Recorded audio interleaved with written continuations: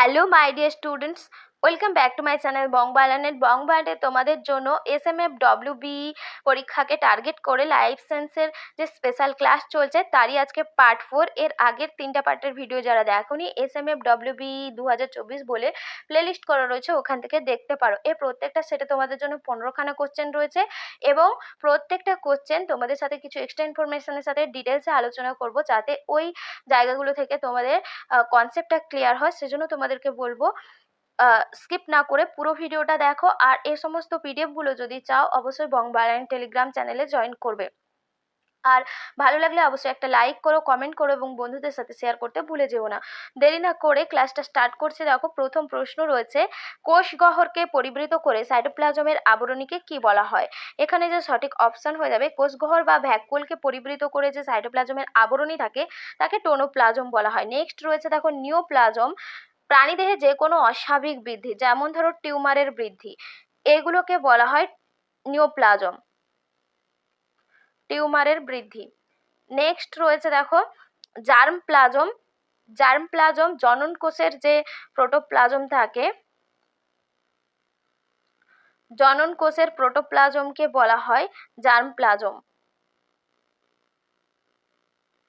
Next রয়েছে দেখো, সোমাটোপ্লাজম। সোমাটোপ্লাজমটা বলে দিচ্ছি, আমাদের যে দেহকোষ রয়েছে এই দেহকোষের যে প্রোটোপ্লাজম থাকে সেগুলোকে বলা হয় সোমাটোপ্লাজম। নেক্সট 2 কোশ্চেন রয়েছে দেখো, ক্রসিং ওভারের ফলাফল কোনটি? ক্রোমোজোমের সংখ্যা বাড়ে, ক্রোমোজোমের সংখ্যা কমে যায়, জিনের রিকম্বিনেশন ঘটে, জিনের অবলুপ্তি ঘটে। দেখো, এখানে খুবই ইজি প্রশ্ন এটা। যখন ক্রসিং ওভার ঘটে দুটো নন সিস্টার ক্রোমাটিড, একটা ধরো ক্রোমোজোম, ক্রোমোজোমের এই দুটো ক্রোমাটিডকে বলা হয় সিস্টার ক্রোমাটিড, আর পাশে আরেকটা ক্রোমোজোম রয়েছে। এই যে দুটো ক্রোমোজোমের যে দুটো ক্রোমাটিড, এগুলোকে বলা হয় নন সিস্টার ক্রোমাটিড। এই নন সিস্টার ক্রোমাটিড যখন একে অপরের সঙ্গে দেহাংশের বিনিময় ঘটায়, এখানটায় দেহাংশের বিনিময় ঘটায়, এইভাবে একটা কায়াজমা গঠন করে বা এক্স আকৃতির একটা গঠন করে, দিয়ে এই যে ক্রোমোজোমের এই অংশটা এই ক্রোমোজোমে চলে যায়, আর এই ক্রোমোজোমের এই অংশটা এই ক্রোমোজোমে চলে আসে। অর্থাৎ এই অংশটার বিনিময় হয়, খণ্ড বিনিময় হয়। সমস্ত ক্রোমোজোমের যে ক্রোমাটিডের অংশের খণ্ড বিনিময় হয়। তো এই ঘটনাটাকেই বলা হয় crossing over. Crossing over meiosis কোষ বিভাজনে দেখা যায়। একটু খেয়াল করে মনে রাখবে, মিওসিস কোষ বিভাজনে ক্রসিং ওভার দেখা যায় মিওসিস 1 স্টেজে। দেখো, এর পরে রয়েছে ক্রসিং ওভারের ফলাফলে কিন্তু ক্রোমোজোমের সংখ্যাও বাড়ে না, সংখ্যাও কমে না, জিনের অবলুপ্তিও ঘটে না। শুধু কি হয়, জিনের পরিবর্তন যেহেতু ঘটে সেজন্য জিনের রিকম্বিনেশন ঘটে, মানে পুনঃসজ্জা যেটাকে বলা হয় বা পুনর্বিন্যাস যেটাকে বলা হয়।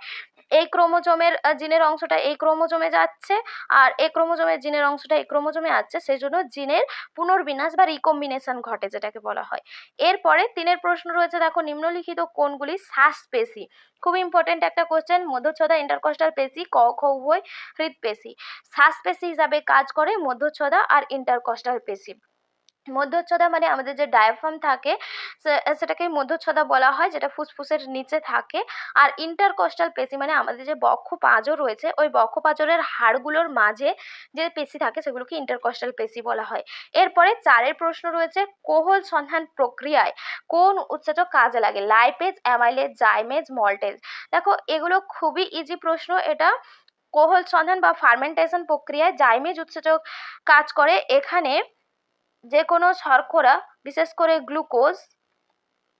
গ্লুকোজে যদি জাইমেজ উৎসেচক দেওয়া হয়, জাইমেজ উৎসেচক মানে এখানে জাইমেজ উৎসেচকটা খরিত হয় ইস্ট নামক যে এককোষী ছত্রাক রয়েছে তার দেহ থেকে যখন এই জাইমেজ নামক উৎসেচকটা খরিত হয়, এই শর্করাটা ভেঙে গিয়ে ইথাইল অ্যালকোহল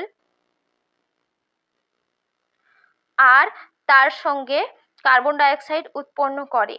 এটাই কোহল সন্ধান বা ফার্মেন্টেশন। এখানে যেহেতু অ্যালকোহল উৎপন্ন হচ্ছে বা ইথাইল অ্যালকোহল উৎপন্ন হচ্ছে, সেজন্য এটাকে বলা হয় কোহল সন্ধান।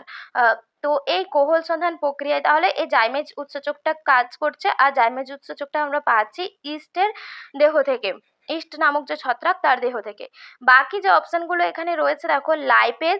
লাইপেজ একটা ফ্যাট ভঙ্গকারী উৎসেচক, ফ্যাট ভঙ্গকারী উৎসেচক যেটা ফ্যাটকে ভাঙতে সাহায্য করে। অ্যামাইলেজ শর্করা ভঙ্গকারী উৎসেচক, আর মল্টেজও শর্করা ভঙ্গকারী উৎসেচক।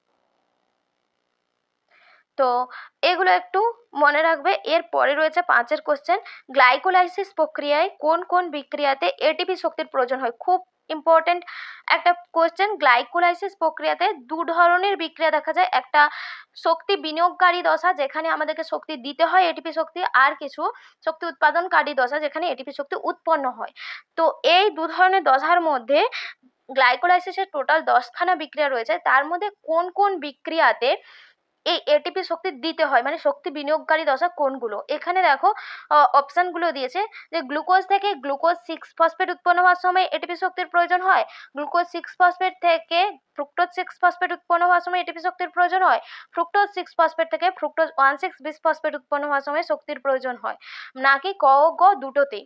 দেখো এখানে এটিপি শক্তি মানে অ্যাডিনোসিন ট্রাইফসফেট, অ্যাডিনোসিনের সঙ্গে 3টা ফসফেট গ্রুপ যুক্ত থাকে, সেজন্য এটাকে অ্যাডিনোসিন ট্রাইফসফেট বলা হয়। এর যে 3টা ফসফেট গ্রুপের একটা ফসফেট গ্রুপ এই ফার্স্ট বিক্রিয়াটাতে গ্লুকোজের সঙ্গে এসে যুক্ত হয়, সেই জন্য গ্লুকোজ থেকে গ্লুকোজ 6 ফসফেট উৎপন্ন হয়। এখানে তাহলে এটিপি শক্তি আমার দরকার হচ্ছে। আর ফ্রুক্টোজ 6 ফসফেট থেকে যখন ফ্রুক্টোজ 1,6-বিস-ফসফেট উৎপন্ন হচ্ছে, এই জায়গাতেও একটা ফসফেট গ্রুপ আমার লাগছে যেটা এটিপি দিচ্ছে। তো সেই জন্য এই দুটো বিক্রিয়াতেই কিন্তু এটিপি শক্তি আমাকে দিতে হয়। আর এর পরবর্তী যে ধাপগুলোতে শক্তি উৎপন্ন হয় এটিপি শক্তি, সেই জন্য গ্লাইকোলাইসিস পুরো যে বিক্রিয়াটাতে আমার 2 অণু এটিপি খরচ হয় বা 2 অণু এটিপি আমাকে দিতে হয়। এই দুটো বিক্রিয়াকে, এটা ফার্স্ট আর থার্ড বিক্রিয়া, এই ফার্স্ট আর থার্ড বিক্রিয়াতে আমাকে এটিপি দিতে হয় বলে এগুলোকে বলা হয় শক্তি বিনিয়োগকারী দশা। তো এগুলো একটু খেয়াল রাখবে। আর গ্লাইকোলাইসিস এই যে পাথওয়েটা আবিষ্কার করেছিলেন বিজ্ঞানী ইএমপি মানে এমডেন মেয়ারহফ আর পার্নাইস, তাদের নাম অনুসারে এই যে পাথওয়েটার নাম ইএমপি পথও বলা হয় গ্লাইকোলাইসিসকে। তো এরপরে অনেক কিছু এক্সট্রা ইনফরমেশান বলে দিলাম, যদি বুঝতে অসুবিধা হয় একটু ভিডিওটা ঘুরে শুনে নিও, তাহলে বুঝতে পারবে। যদি 2-3 বার শুনতে পারো তাহলে কিন্তু বুঝতে পারবে কি বললাম কথাগুলো।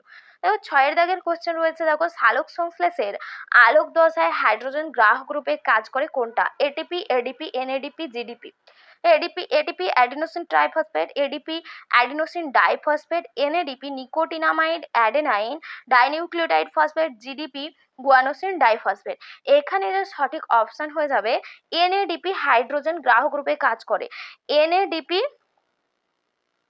এটা সালোক সংশ্লেষে যা আলোক দশা ঘটে এনএডিপি প্লাস এটা বিজারিত হয়ে এখানে এ হাইড্রোজেন গ্রহণ করে এনএডিপি এইচ প্লাস উৎপন্ন করে। তো এটাকে এই জন্য বলা হয় হাইড্রোজেন গ্রাহক, আর এটাকে হিল বিকারকও বলা হয়। সালোক সংশ্লেষের আলোক দশা কোথায় ঘটে এটা একটু আমাকে কমেন্ট করে জানাবে তোমরা। তো এখানে তাহলে এই যে এনএডিপি প্লাসকে কিন্তু হিল বিকারকও বলা হয়, আর এটা হাইড্রোজেন গ্রাহক রূপে কাজ করে সালোক সংশ্লেষের আলোক দশায়। এরপরে 7-এর প্রশ্ন রয়েছে, দেখো অণুচক্রিকার সংখ্যা স্বাভাবিকের, অণুচক্রিকাকে ইংলিশে বলা হয় প্লেটলেটস, প্লেটলেটসের সংখ্যা যদি স্বাভাবিকের তুলনায় কমে যায় তখন কোন রোগ হয়। লিউকেমিয়া, পারপিউরা, অ্যানিমিয়া, ক খ উভয়। এখানে যে সঠিক অপশন হয়ে যাবে পারপিউরা রোগ হয়। আর অণুচক্রিকার সংখ্যা স্বাভাবিকের তুলনায় কমে গেলে। আর ডেঙ্গু জ্বর হলে তখনও কিন্তু এই প্লেটলেটসের সংখ্যা কমে যায়। আর যে বাকি অপশনগুলো রয়েছে, দেখো লিউকেমিয়া যখন শ্বেত রক্তকণিকার সংখ্যা কমে যায়, শ্বেত রক্তকণিকা, তখন তাকে বলা হয় লিউকেমিয়া। আর যখন রেড ব্লাড সেলস বা লোহিত রক্তকণিকার সংখ্যা কমে যায় তখন সেটাকে বলা হয় অ্যানিমিয়া। নেক্সট রয়েছে দেখো 8-এর প্রশ্ন, জিমনোস্পার্ম ও অ্যাঞ্জিওস্পার্ম মানে যেটাকে বলা হয় ব্যক্তবীজী আর গুপ্তবীজী, এইগুলোর মধ্যে সংযোগ রক্ষাকারী উদ্ভিদ কোনগুলো। Cycas, pinus, gnetum, ginkgo biloba. এখানে যে সঠিক অপশন হয়ে যাবে নিটাম। নিটাম এই উদ্ভিদটা গুপ্তবীজী আর ব্যক্তবীজীদের মধ্যে সংযোগ রক্ষা করে বা এগুলোকে কানেক্টিং লিঙ্ক বলা হয়। বাকি যে অপশনগুলো রয়েছে এর মধ্যে দেখো সাইকাস আর গিঙ্গো বাইলোবা এই দুটো উদ্ভিদই টেরিডোফাইটা আর জিমনোস্পার্ম, এগুলো কিন্তু সংযোগ রক্ষাকারী উদ্ভিদ, টেরিডোফাইটা ও জিমনোস্পার্ম এই দুটো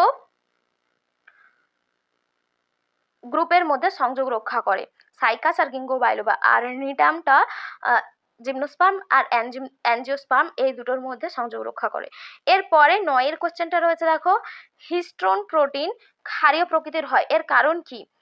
লাইসিন ও আর্জিনিন বেশি থাকে, গ্লাইসিন ও লাইসিন বেশি থাকে, লাইসিন ও লিউসিন বেশি থাকে, কোনোটাই নয়। দেখো হিস্টোন প্রোটিন, যে কোনো প্রোটিন অ্যামাইনো অ্যাসিড দিয়ে তৈরি হয়, এর মধ্যে এই লাইসিন আর আর্জিনিন এই দুটোই ক্ষারীয়ধর্মী প্রোটিন, ক্ষারীয়ধর্মী অ্যামাইনো অ্যাসিড। এই ক্ষারীয়ধর্মী অ্যামাইনো অ্যাসিড বেশি থাকে বলেই হিস্টোন প্রোটিন ক্ষারীয় প্রকৃতির হয়। অপশন কয়েকটা হয়ে যাবে সঠিক আনসার। লাইসিন আর আর্জিনিন এই দুটো ক্ষারীয় প্রকৃতির অ্যামাইনো অ্যাসিড, আর এই দুটো দিয়েই হিস্টোন প্রোটিনটা তৈরি হয় বলে সেই জন্য হিস্টোন প্রোটিনকে বলা হয় হিস্টোন প্রোটিনও ক্ষারীয় প্রকৃতির হয়। 10 কোশ্চেন রয়েছে দেখো, ক্রোমাটিড গঠনের এককে, ক্রোমাটিন গঠনের এককে কি বলা হয়?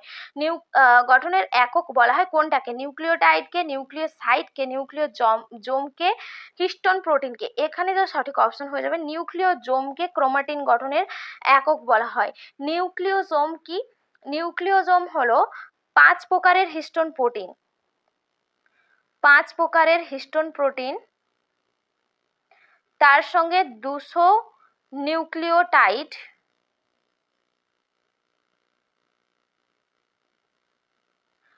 আর ডিএনএ অণু, এইগুলো মিলিয়ে যে কমপ্লেক্স গঠন করে সেটাকে বলা হয় nucleosome.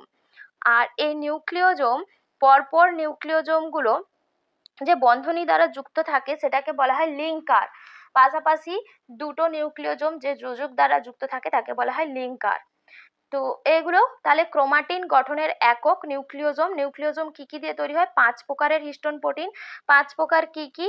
H1, H2A, H2B, H3 আর H4, এই 5 প্রকারের হিস্টোন প্রোটিন নিয়ে গঠিত হয়, যে আর 200 নিউক্লিওটাইড আর ডিএনএ এগুলো নিয়ে ক্রোমাটিন গঠিত হয়। এরপরে রয়েছে দেখো, ডিএনএ কে কি বলা হয়? পলিনিউক্লিওটাইড, পলিস্যাকারাইড, পলিপেপটাইড, ক ও গ উভয়ই। এখানে যে সঠিক অপশন হয়ে যাবে পলিনিউক্লিওটাইড। ডিএনএ কে বলা হয় পলিনিউক্লিওটাইড, কারণ অনেকগুলো নিউক্লিওটাইড পরপর পরপর শৃঙ্খল আকারে যুক্ত হয়ে ডিএনএ গঠিত হয় বলে একে পলিনিউক্লিওটাইড বলা হয়। আর পলিপেপটাইড বলা হয় প্রোটিনকে, প্রোটিন, কারণ এখানে এগুলো প্রোটিন অণুগুলো পরপর পেপটাইড বন্ধনী দিয়ে যুক্ত হয়ে অনেকগুলো অ্যামাইনো অ্যাসিড পেপটাইড বন্ধনী দিয়ে যুক্ত হয়ে প্রোটিন গঠন করে বলে একে পলিপেপটাইড বলা হয়। তো নেক্সট রয়েছে দেখো, মাটিতে নাইট্রোজেন কি রূপে অবস্থান করে? নাইট্রেট রূপে, নাইট্রাইট রূপে, অ্যামোনিয়া রূপে, নাইট্রোজেন ডাইঅক্সাইড রূপে। এখানে যে সঠিক অপশন হবে মাটিতে নাইট্রোজেন নাইট্রেট লবণ রূপে অবস্থান করে।